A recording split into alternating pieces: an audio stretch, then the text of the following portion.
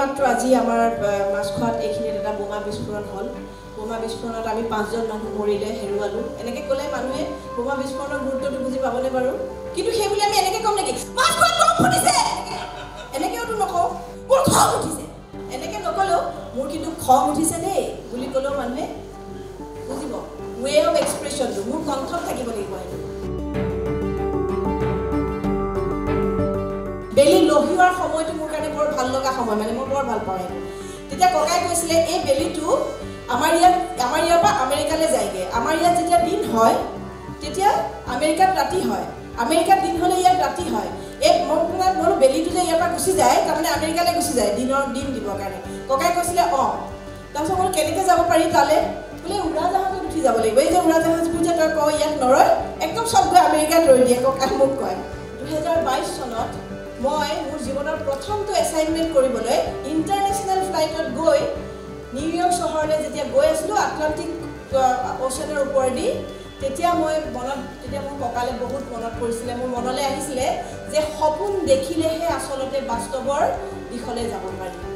মই যদি সেই নাৰায়ণপুৰৰ পৰা সেইখিনি কৰিব পাৰোঁ পৃথিৱীত প্ৰতিজন মানুহে চব কাম কৰিব পাৰিব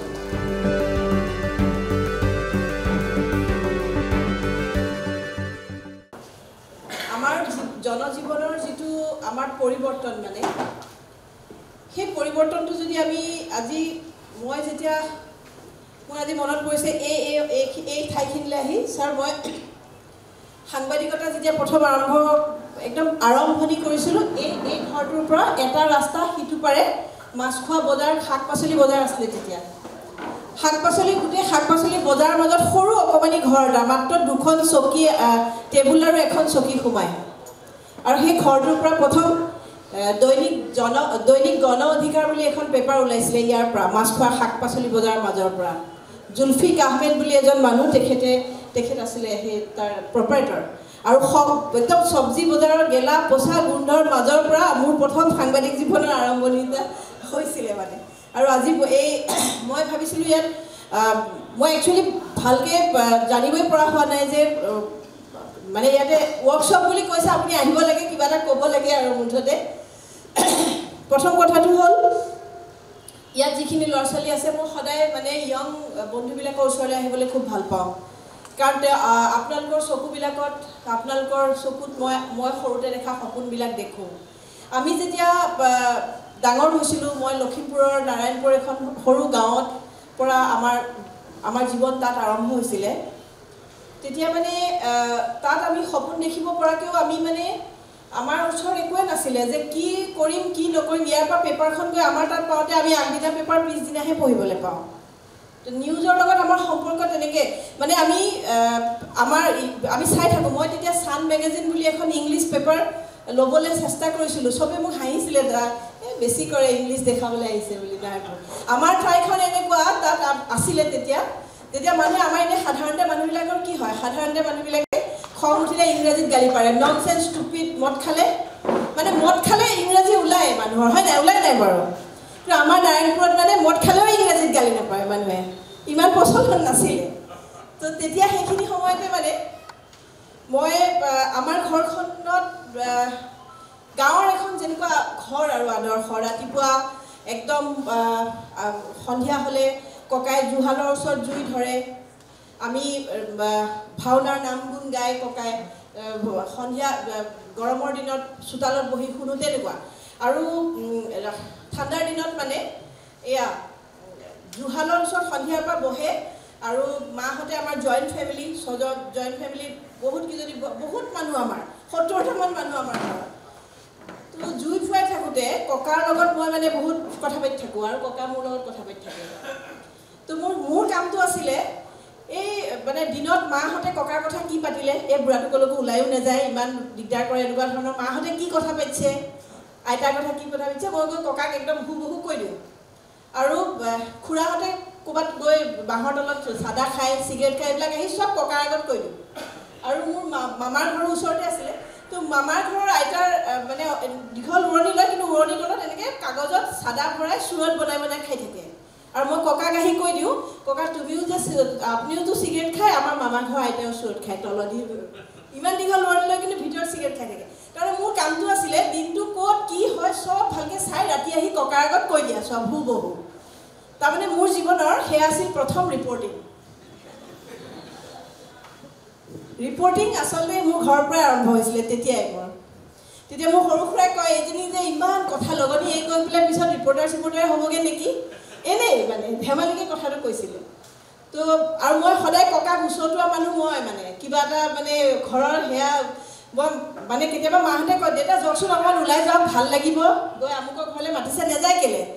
তো মই ককাক শিকাওঁ ককা আচলতে মায়ে যে ক'লে আপোনাক ভাল লাগিব বুলি আপুনি ওলাই গ'লে মাহঁতৰ ভাল লাগিব নে আপোনাৰ ভাল লাগিব বাহিৰলৈ গ'লে তো মই আৰু সেই আমাৰ মানে আমাৰ সাংবাদিকতা এতিয়া যিটো চৰিত্ৰ মানে নিউজৰ লগত ভিউজ এটা দি জুইটো জ্বলাই দিয়া সেইবিলাক আমাৰ গঢ়লৈ উঠিছিল আগতেই তো মই চাগে ৰিপৰ্টাৰ হ'বলৈ জন্ম হৈছিলোঁ এইখন পৃথিৱীত বুলি মোৰ এতিয়া ধাৰণা হয় যদিও মই সৰু থাকোঁতে যেনেকৈ সকলোৰে বেলেগ বেলেগ আশা থাকে আকাংক্ষা থাকে যে মইতো সদায় সৰুৰ পৰা অকল নিজৰ চহীটোৱে প্ৰেক্টিছ কৰিলোঁ যেতিয়া বহিয়ে চহীয়ে বেৰে চেৰে অকল নিউজ চহীটো কৰোঁ কেলে কৰোঁ মানে DC হ'ম মই DC হোৱাৰ ইচ্ছা আছিলে মানে খুব IS দিম আৰু DC হ'ম তো সেইটোতো নহ'ল এক্সিডেণ্টেলি মানে মই সাংবাদিক হৈ থাকিলোঁ সেই সময়ত পূৰবী শিৱম বুলি 1997ত তেতিয়া মই BA পৰীক্ষা জাষ্ট দি পেলাই শনিবাৰ এটাত আপোনালোক সকলোৱে চিনি পায় আব্দুল খালেক এতিয়া সাংসদ তেখেত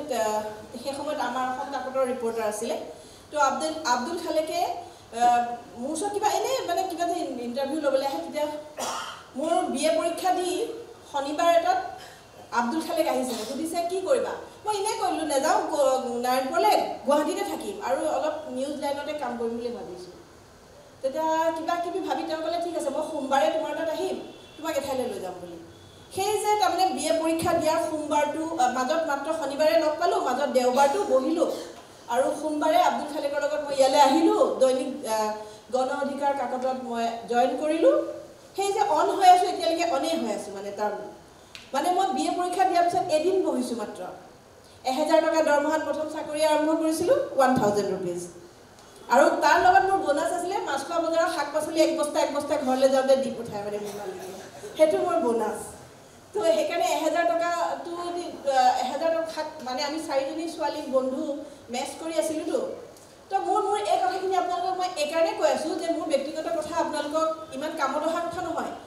এইটো কাৰণে কৈ আছোঁ যে সৰু সৰু জেগাত সৰু সৰু সপোনৰ পৰাহে ডাঙৰ সপোনৰ বীজে পোখা মেলে গতিকে পৃথিৱীত কিবা এটা আজি মই কিবা এটা হৈছোঁ বুলি কোৱা নাই তথাপি আপোনালোকে মাইকটো দিছে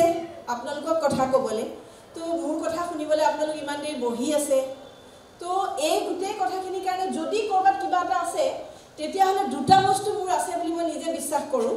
সেইটো এটা হ'ল খুব বেছি হাৰ্ড ৱৰ্ক কৰিব পৰা মানে মনৰ বল মই বহুত চুকাও নহয় মোৰ বহুত বেছি সাংঘাতিক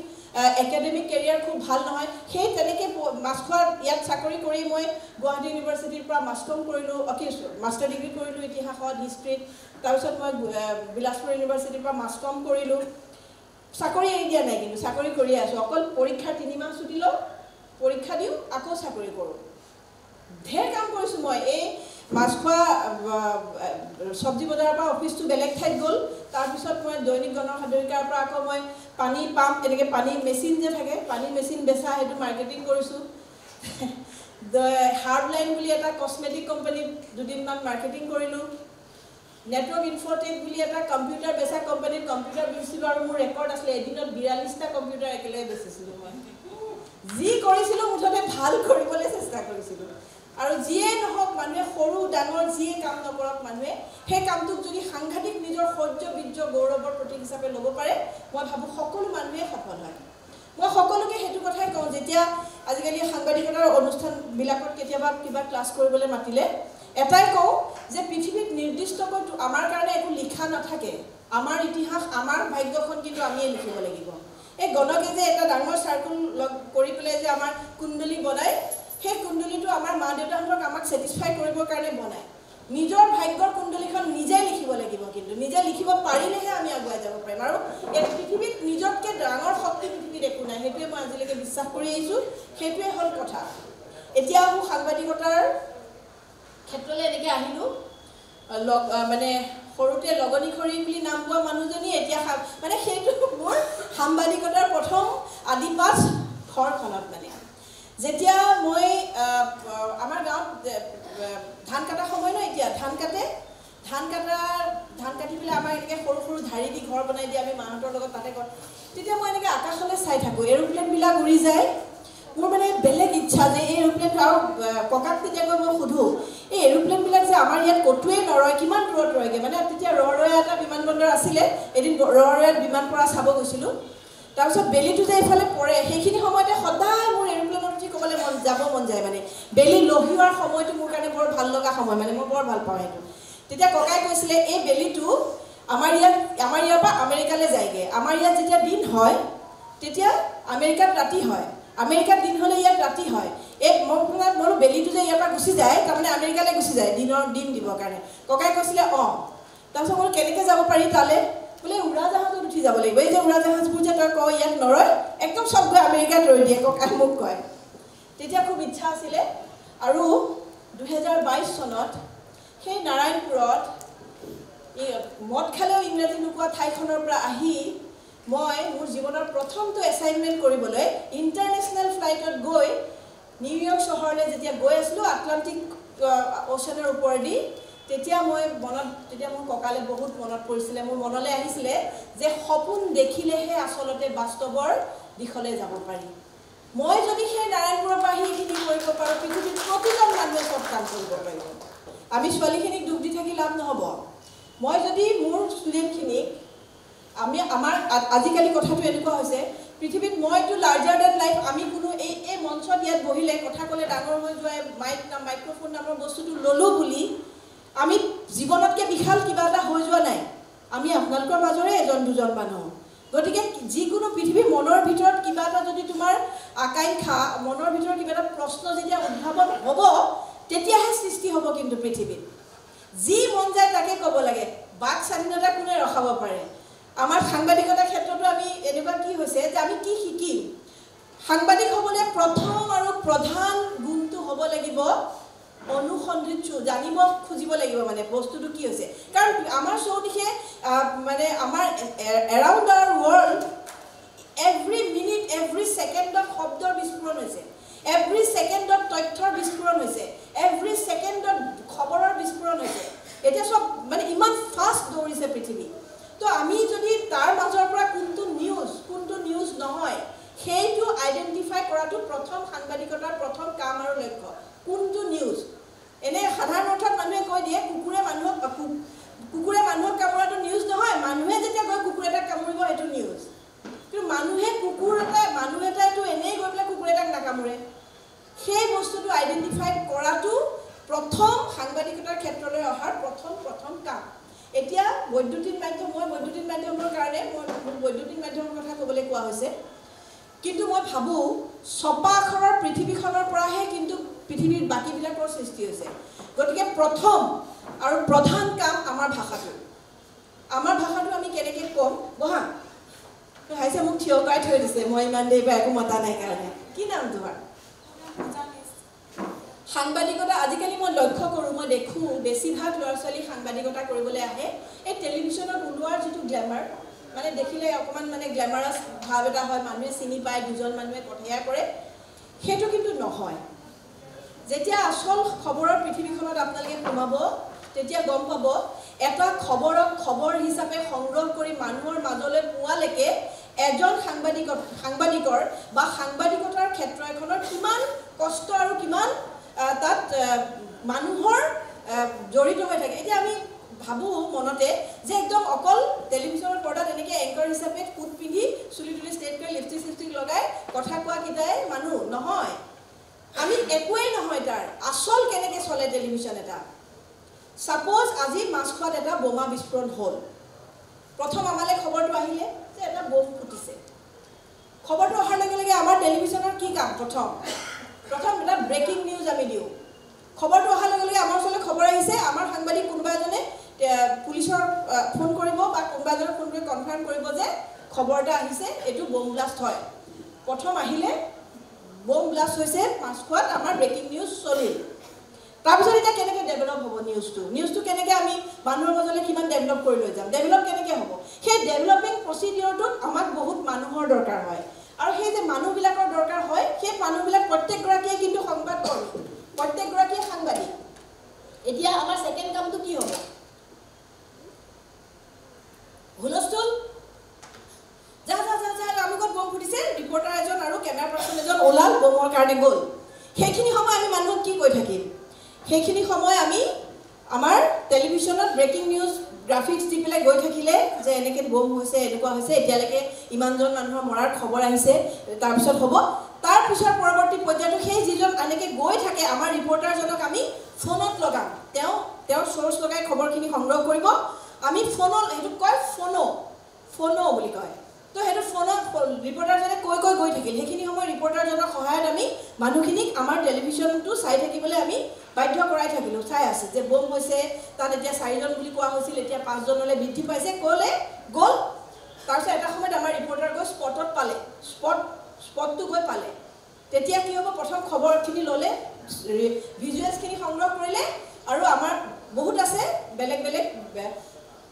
OB ভেন আছে, কিবা কিবি সহায়ত আমালৈ বস্তুখিনি পঠালে। গৈ অফিচত আমাৰ ভিজুৱেলছখিনি আমি পালোঁ। তাৰপিছত আহে ফাৰ্ষ্ট ভিজুৱেল। তেতিয়া আমি ক'লোঁ আমাৰ হাতত আহি পৰিছে ফাৰ্ষ্ট ভিজুৱেল। সেই যে ভিজুৱেলছখিনি যে আহিলে, সেইখিনি যে আমাৰ ছিষ্টেমত কেনেকৈ সোমাব? এটা ইনজেষ্ট বুলি বস্তু থাকে, ইনজেষ্ট। তাত বাহিৰৰ বস্তুখিনি আহি আমাৰ ছিষ্টেমত সোমালে। সেই ছিষ্টেমটোত যে সোমাল, সেই ইনজেষ্টতো 2-3জন মানুহৰ কাম থাকে। তো সেইটো এটা চাকৰি, নিউজ চেনেল এটাত ইনজেষ্ট অপাৰেটৰজনো এটা চাকৰি। তো সেইটো চাকৰি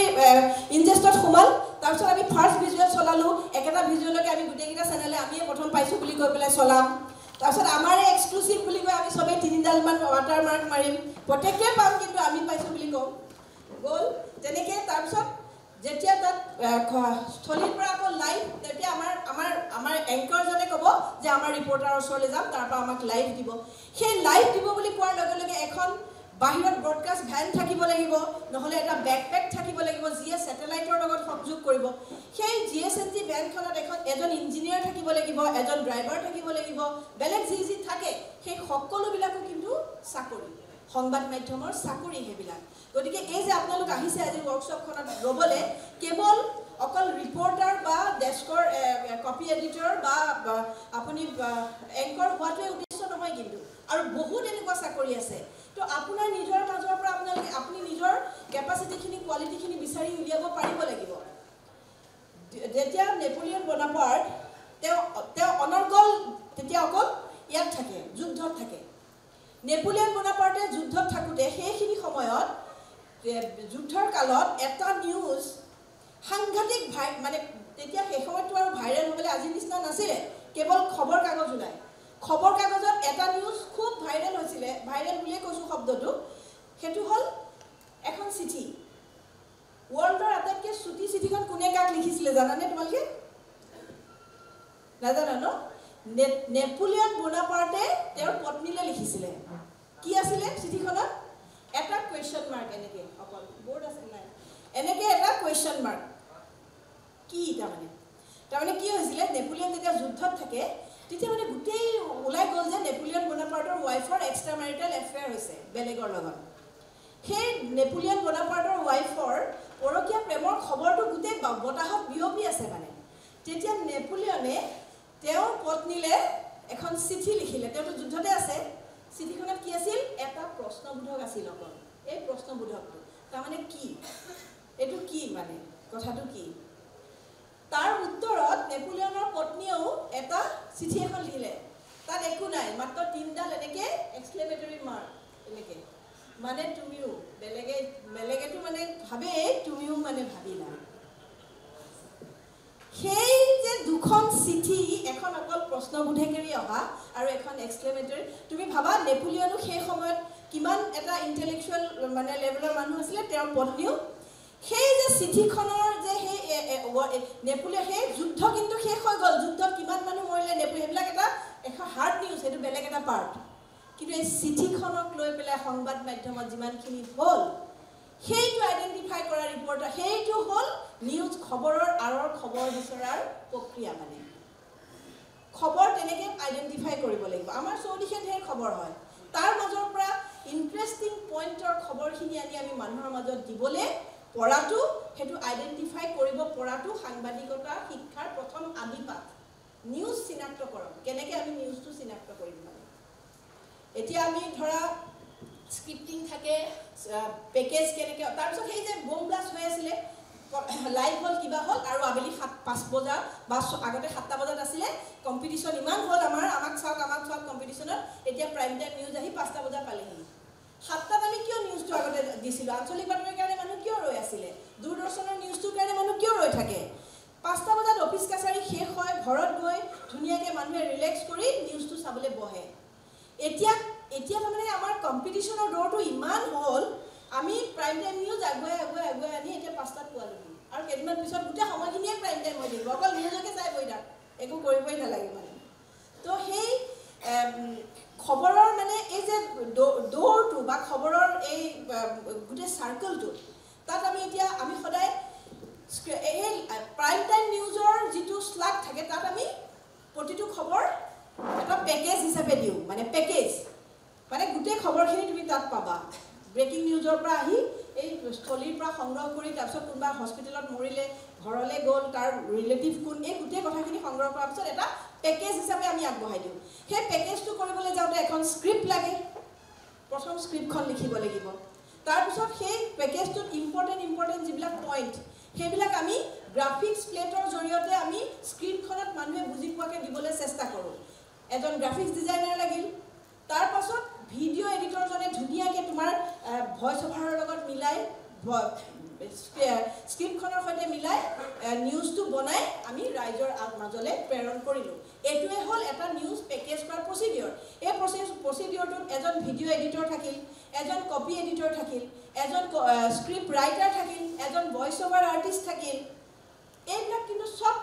আমাৰ মাজৰ যিসকলে সাংবাদিকতাৰ শিক্ষা গ্ৰহণ কৰে তাৰ মাজৰ পৰা অকল মই এইটোৱে ক'ব খুজিছোঁ আশা বহুত আছে মানে এটা কথা মই এইটো নাজানো মই ভইচ অভাৰ দিব নাজানো গতিকে কেনেকৈ মই দূৰদৰ্শনৰ চাকৰি কৰিম নহয় আছে নহয় স্ক্ৰিপ্টখন যদি তুমি ভালকৈ লিখি দিয়া সেইটোও বহুত ডাঙৰ কথা মানে